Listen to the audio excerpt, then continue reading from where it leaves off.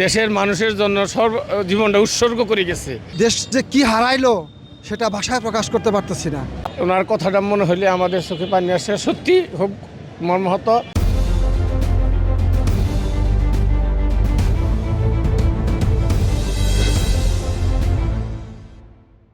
আমার নেত্রী দেশনেত্রী বেগম খালেদা জিয়াকে হারাইছি। দেশরত্ন হারিয়ে ফেললো।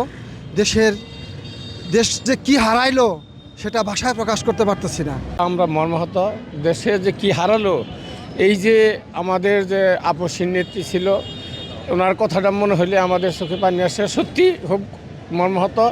এবং দেশ বুঝবে যে কি হারাইছে, আর এরকম নেত্রী পাবে কি না দেশ, এই বাংলাদেশ, সেটা একমাত্র আল্লাহই জানে যে এরকম নেত্রী পাওয়া যাবে কি না। দেশের মানুষের জন্য জীবনটা উৎসর্গ করে গেছে। আমরা তার রুহের মাগফিরাত কামনা করছি।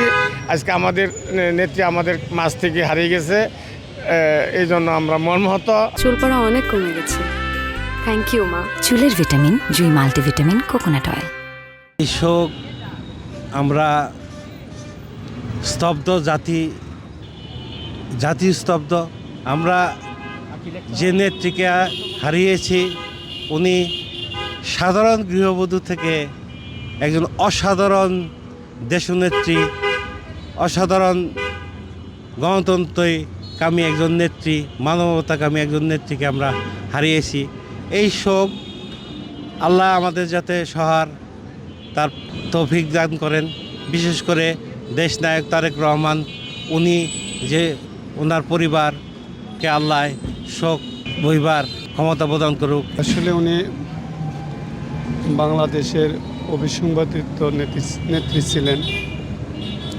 বিএনপির ক্রান্তির লগ্নে যখন শহীদ জিয়া শহীদ হন, তারপরে উনি বিএনপির হাল ধরেছেন, গণতন্ত্রকে ফিরিয়ে এনেছেন। বহুতন্ত্র গণতন্ত্র যেটা, সেটা মানুষের মধ্যে উনি সবার মাঝে ফিরিয়ে দিয়েছেন। উনি আসলে গণতন্ত্রের জননী। ওনার মৃত্যুতে রাজনীতিতে অনেক শূন্যতা তৈরি হবে। আমরা ওনার জন্য দোয়া করি, উনি যেন আল্লাহ ওনাকে জান্নাতের সর্বোচ্চ সম্মানিত স্থানে রাখেন। আসলে দেশনেত্রী বেগম খালেদা জিয়া, সে আপসের নেত্রী ছিল, ও দেশের নেত্রী ছিল, মা ও মানুষের নেত্রী। তার মতো নেত্রী আমরা আর পাবো না। তো আমি একটা কথা বারবার বলবো, সে একটা কথাই বলছিল যে আমি এই বাংলাদেশেই থাকবো, বাংলার মানুষের নিয়েই থাকবো, আমি দেশ ছেড়ে কোথাও যাব না।